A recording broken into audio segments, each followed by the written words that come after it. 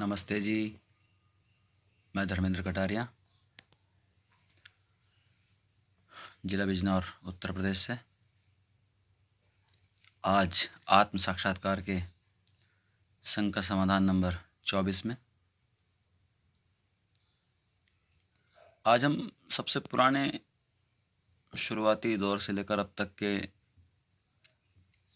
जो विज्ञान आया इस धरती पर, उसका विश्लेषण करेंगे और ये जो बहस है विद्वानों के बीच, इसको समाप्त करने का प्रयास करूँगा। तो ये जो सामने बंधु दिख रहे हैं, ये आज हमारे मनुष्य की वास्तविक हालत है। ऊपर से वो कुछ भी रहे, लेकिन मन में ऐषणाएँ, इच्छा, वित्तेषणा, पुत्रेषणा, लोकेषणा, हठ, दुराग्रह, राग, द्वेष, इन सब के कारण उसकी स्थिति अंदर से ये है 99% लोगों की इस पूरी धरती पर। तब मैं ये कहना चाहूँगा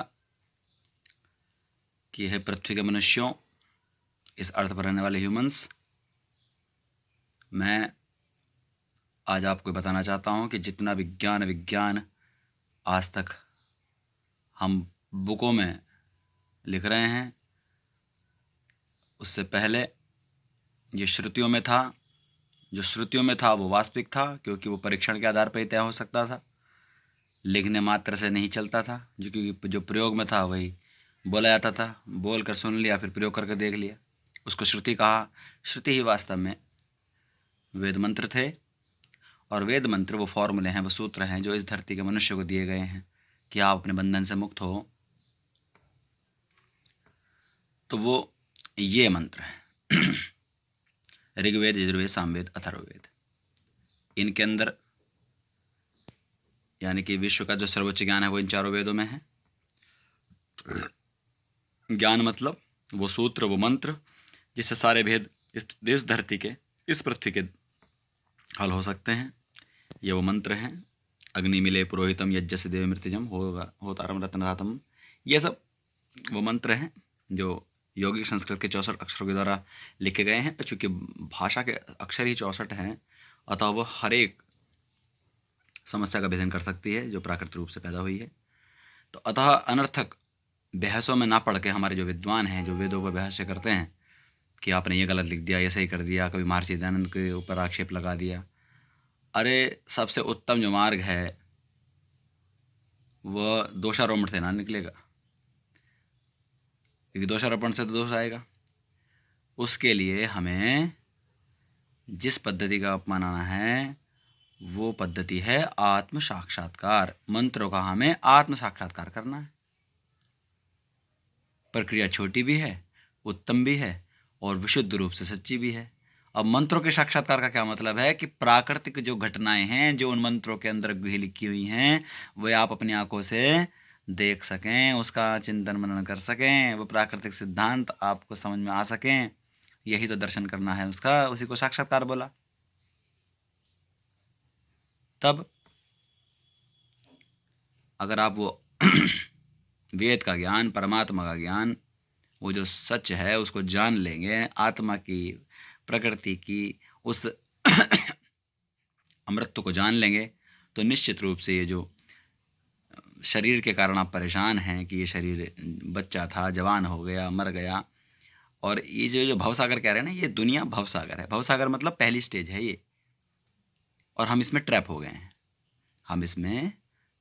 हैं। और ट्रैप होने से निकलने के लिए आपको परमात्मा को जो वर्तमान है सही सही जानना है, आत्मा है वो भी वर्तमान है, उसको भी सही सही जानना है, और जो प्रकृति है जो सृष्टि के रूप में आपको दिखाई दे रही है, बार बार हम इसको तोड़ फोड़ के बना रहे हैं, कभी मकान बनाते हैं, कभी इसकी दुकान बनाते हैं, कभी पुल बनाते हैं, तो वो जो उस प्रकृति को भी जब जान लेंगे सही सही, तो भवसागर से पार होने के बाद आपको जो प्राप्ति होगी वो है मोक्ष। अब ये मोक्ष क्या है?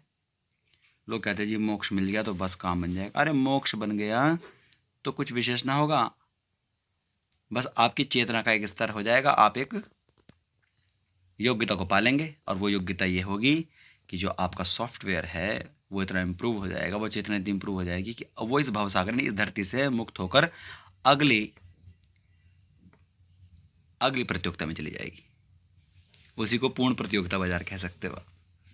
अगली प्रतियोगिता में चली जाएगी। उस प्रतियोगिता में जाकर परमात्मा की कृपा से उसको ऐसी प्रकृति का सानिध्य मिलेगा। इस तरह का वो नाट्य दृश्य है, क्योंकि जितने भी आपको तारे दिखाई दे रहे हैं इस यूनिवर्स में, वो सब कहीं ना कहीं पृथ्वी को धारण किए हुए हैं।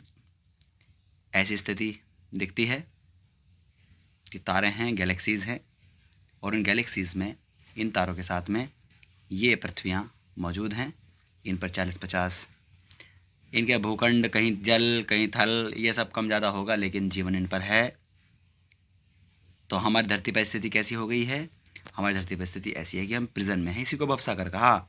इसको पार पाने के लिए हमको, जैसे महान वैज्ञानिक हो गए स्टीफन हॉकिंस, उन्होंने भी कहा कि भाई जो चल रहा है वो गलत चल रहा है।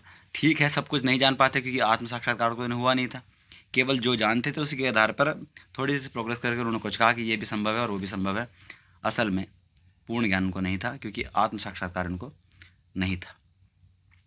तब हमारी स्थिति ऐसी हो गई है कि हम देख रहे हैं, धरती को देख रहे हैं, और ये जो बच्चे दिखाई दे रहे हैं धरती को देख रहे हैं दूर से। ऐसी स्थिति हो गई है कि हम ट्रैप हो गए हैं इस धरती पर, और इस भवसागर से निकल नहीं पा रहे हैं, क्योंकि सत्य ज्ञान को छोड़ दिया। और सत्य ज्ञान को प्रकट करने के लिए आपको वो वेद, जिनके अंदर वो 20,357 मंत्र हैं, और भी, क्योंकि साक्षात्कार करेंगे तो आपको पता चल जाएगा वास्तव में कितने सच्चे सूत्र और हैं। तो थोड़ा सा मैं प्रकाश डालूंगा कि हमारे जो वेदों के अंदर, उसके आधार पर जो 16 संस्कार हैं, जिससे जैसे गर्भाधान संस्कार हो गया, पुंसवन संस्कार हो गया, सीमंतनयन हो गया, और इसमें जैसे यह शादी का हो गया, शादी करना, विवाह संस्कार और अंत्येष्टि। ये तो सब हमारे घरों में लगभग अब भी चल रहे हैं, सारे हिंदू घरों में, चाहे वो कोई जर्नल हो, सामान्य हो, ओबीसी हो, SC ST हो, भीम आर्मी हो, मूल निवासी हो, ये सारे कहीं ना कहीं मान रहे हैं। जो बौद्ध बन गए हैं वो भी मानते ही हैं। तो वो ऊपर से कुछ भी बन जाए, लेकिन अंदर से वो सब इन्हीं संस्कारों को मानने वाले हैं। और ये 16 संस्कार हैं, ये हमारे इस देह को, इस वातावरण को शुद्ध करने के हिसाब से बनाए गए हैं। और इन शुद्ध करने के हिसाब से बनाने के लिए का मतलब है कि शरीर जो है वो उत्तम अवस्था में रहे, चाहे वो गर्भ में रहे और चाहे वो गर्भ के बाहर रहे, जब तक वो मृत्यु पर्यंत रहे। और उसके बाद जो आत्मा है, उस आत्मा का ढंग से संस्कार हो पाए, उसके लिए ही इस शरीर को उत्तम बनाने की योजना है। लेकिन जैसे ही इसका शरीर का दाह हो जाता है, तब हमारी सारी प्रक्रिया पूरी हो जाती हैं, और इसके बाद केवल परमात्मा उसके कर्मफल सिद्धांत के द्वारा तय करके अगली प्रक्रिया डाल देता है। और ये सेकंड्स के अंदर होता है, मतलब ये क्षणों के अंदर होता है, सेकंड के भी कई हिस्से में। अतः मृत्यु के तुरंत बाद कोई कर्म शेष नहीं रहता, दाह संस्कार के बाद कोई शेष नहीं रहता। अतः अंत्येष्टि इत्यादि कर्म भी ये सब झूठ पर चल रहे हैं। तो हमें इस धरती को देखना है। इस धरती के ऊपर जो ईश्वर और जो जीव है, जो प्रकृति है, वो तीनों अमर हैं, वर्तमान हैं, और तीनों ही अपनी उत्तम योग्यता को, जो भी इनके अंदर योग्यता है, उसको प्राप्त करने के लिए सारा खेल रचा गया है। मैं लगभग प्रतिदिन उपासना में ईश्वर के पास रहता ही हूँ, और मैं निश्चित पूर्वक ये कह रहा हूँ कि ये सब पहली अवस्था का एक खेल है, जिसको पार करने का समय अब आ गया है। मेरे साथ या मेरे बाद ये सब स्वीकार करना ही चाहिए। और अब हमें जो हमारी आत्मा है, उसकी जो चेतना है, उसकी उच्चतम अवस्था को प्राप्त करके इस पृथ्वी के भवसागर से निकल के चेतना के दूसरे स्तर पर जो अन्य पृथ्वियाँ हैं, जो सौरमंडल हैं, अन्य जो गैलेक्सीज़ हैं, उन सब के अंदर पहुँच के दूसरी अवस्था के अंदर दूसरी प्रतियोगिता को स्टार्ट कर देना चाहिए। और अमर कैसे बने? अमर कैसे बने? अमर तो हम हैं ही, अमर तो हम हैं ही, चाहे आत्मा है और चाहे वो प्रकृति है जिनसे हमारा शरीर संयुक्त है। बस उनको जानना शेष है। मेरे दोनों वीडियो देख लेंगे। परमात्मा हमसे 10 मिनट की दूरी पर है, तो आपको ये सब ज्ञान होना शुरू हो जाएगा। जिसको ज़्यादा दिक्कत है कि ध्यान नहीं होता, तो वो अपनी कॉपी पेन उठाए और लिखना शुरू करे। जो अनपढ़ है वो लिखवाना शुरू करे। कुल मिलाकर दिमाग खाली कर दें, ज्ञान का मार्ग खुल जाएगा। तो और आपको जो आपका अवचेतन मन है, जिससे लगभग आप हर समय 90% जो काम है वो लगभग अवचेतन मन से करते हैं। पशु भी करते हैं, अवचेतन मन से करते हैं, और अवचेतन मन ही हमको ये शक्ति प्रदान करता है। अवचेतन मन की शक्ति हमको मिल जाती है, और उसके पीछे जो उसका उपयोग कराने के जो आत्मबल है वो आपको मिल जाता है, और परमात्मा के ज्ञान को पाने का रास्ता खुल जाता है। ये वो वेद मंत्र हैं, वो उच्च स्तर के ये सॉफ्टवेयर्स हैं, वो फॉर्मूलेज हैं जो इस धरती के भवसागर से पार करने के लिए उत्तम है। अतः इन सब का सोल्यूशन जितनी जल्दी हो सके भाष्य के रूप में लोग समझ लें, और सबसे पूर्व जिस चीज़ के लिए मैंने ये बनाया है कि जितने भी 36 देशों के अंदर हमारे आर्य लोग हैं, आर्य समाजी लोग हैं, जो वेद को मानते हैं, जो सत्यार्थ प्रकाश को मानते हैं, महर्षि दयानंद की हर एक अक्षर का पालन करते हैं, जो श्री राम श्री कृष्ण के पुत्र हैं, जो गुरुकुलों को मानते हैं, तो ये यज्ञ मात्र केवल शुद्धि के लिए है, वातावरण की शुद्धि के लिए है। इसके अलावा इसका कोई प्रयोजन नहीं है। मैं फिर कह रहा हूँ, इसका कोई प्रयोजन नहीं है। और जो वेद मंत्र हम बोल रहे हैं वो हमारे आत्मिक विकास के लिए हैं, चेतना के विकास के लिए हैं। इसके अलावा जो भाषा है, भाषा में जैसे आजकल क्रमबद्ध संस्कृत, पाली, प्राकृत, अपभ्रंश, हिंदी बन गई। खैर, इतिहास जो नीचे वर्ष लिखे हैं इस पर ना जाएं। अल्टीमेट बात यह है कि सबका मूल जो है वो संस्कृत और यौगिक संस्कृति है।